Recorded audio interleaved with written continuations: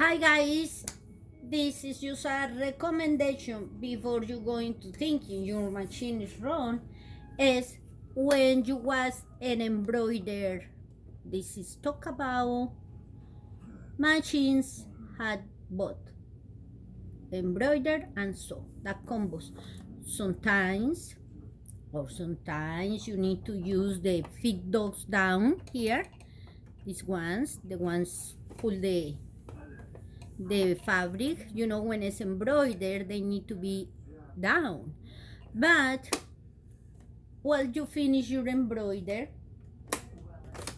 when you finish your embroider and you turn off your machine after you set this carry in the here, for do that you always put the machine in sew and set sew, no embroider, for turn off.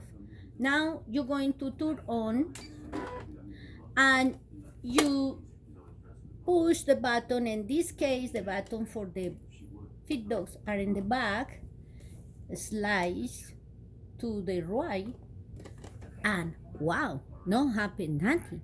And you're thinking, oh, my machine is wrong.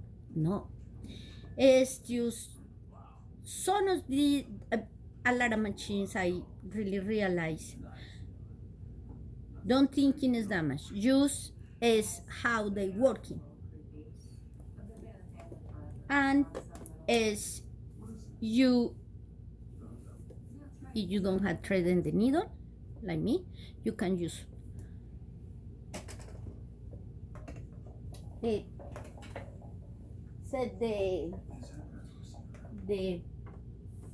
foot control again, is in mode saw, and do like a 2 or 3 times, and you see they go up again. You can start to sew. This is slow move. If I want more 5, if I want more high, I put here for the speed. Okay, this is all. Don't go into thinking the machine is wrong for that. When you're going to embroider, checking in your owner manual or checking in my videos, you want how do that for the machines. Okay guys, this is all.